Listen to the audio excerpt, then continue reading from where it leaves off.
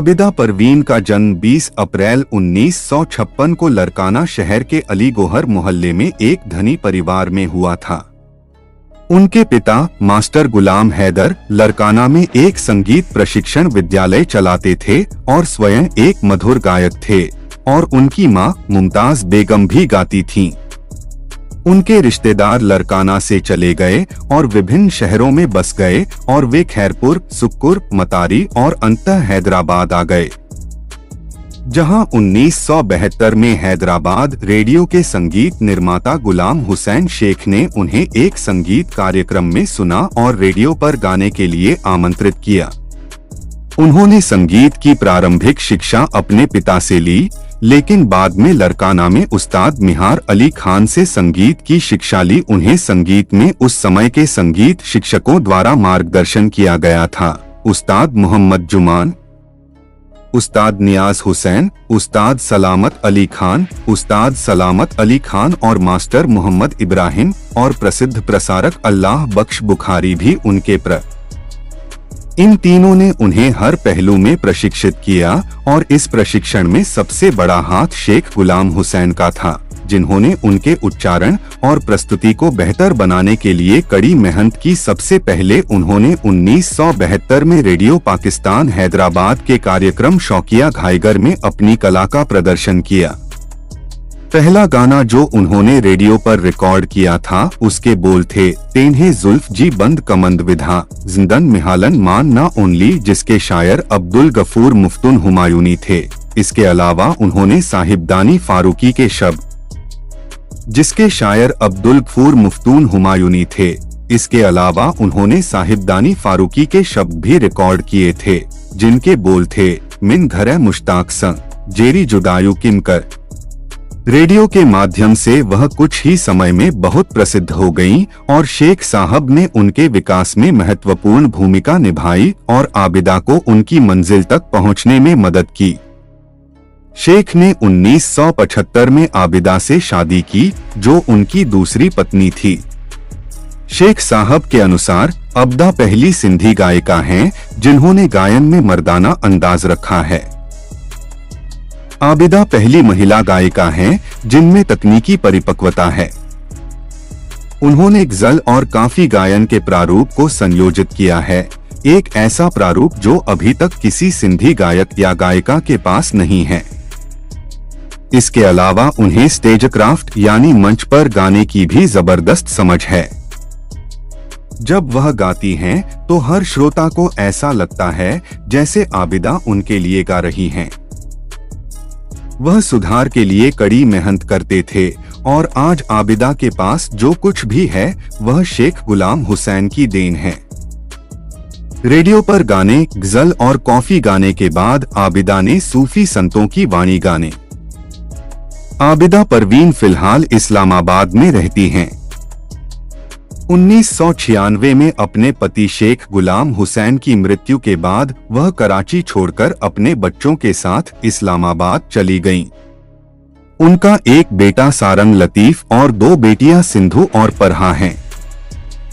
उनके बच्चे भी कला में रुचि रखते हैं। सारंग लतीफ को गायन और नृत्य में रुचि है और उन्होंने 5 साल की उम्र में एक समारोह में नाची पुरस्कार जीता था, जबकि उनकी एक बेटी को पेंटिंग में रुचि है। आबिदा परवीन एक ऐसी गायिका हैं जिन्होंने जो भी गाना गाया वह लोकप्रिय हो गया। उनकी कविता का चुनाव सुविचारित और मधुर है।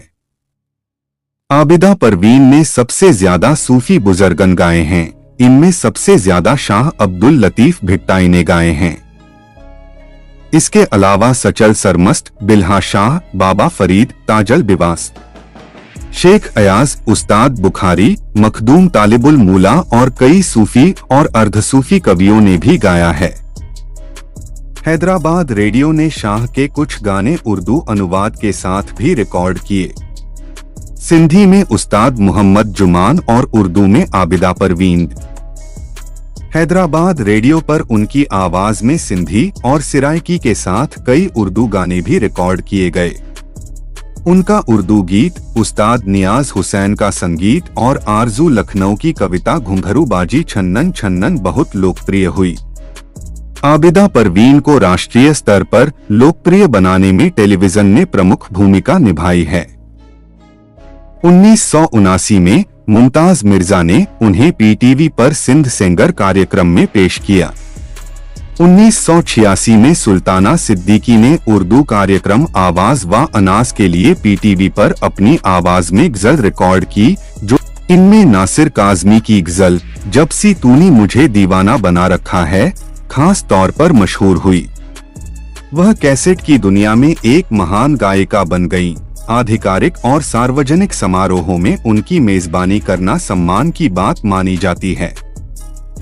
सूफी बुजुर्गन के मेलों में गाने के अलावा वह सरकार के सांस्कृतिक विभाग का एक अभिन्न अंग बन गईं। उन्होंने सिंधी फिल्म धरती लाह कुंवर में 8 गाने गाए। उन्होंने मोहम्मद यूसुफ के साथ 2 गाना भी गाया। इनमें नासिर काज़मी की गजल जब सी तूने मुझे दीवाना बना रखा है खास तौर पर मशहूर हुई। वह कैसेट की दुनिया में एक महान गायिका बन गईं। आधिकारिक और सार्वजनिक समारोहों में उनकी मेजबानी करना सम्मान की बात मानी जाती है। सूफी बुजुर्गन के मेलों में गाने के अलावा वह सरकार के सांस्कृतिक विभाग का एक अभिन्न अंग बन गईं। उन्होंने सिंधी फिल्म धरती लाह कुंवर में 8 गाने गाए। उन्होंने मोहम्मद यूसुफ के साथ 2 गाना भी गाया। उनके गाए गीतों की शायरी इमदाद हुसैनी, अब्दुल करीम गदाई और शेख अयाज की थी। उन्होंने प्रसिद्ध सूफी कवि मौलाना रूमी पर लंदन में बनी एक फिल्म के लिए भी गाना गाया। सिंधी के अलावा वह उर्दू, सराइकी और पंजाबी में भी बेहतरीन लहजे में गाती हैं। उनके शब्दों की अदायगी श्रोताओं और दर्शकों को झूमने और मदहोश कर देने वाली होती है।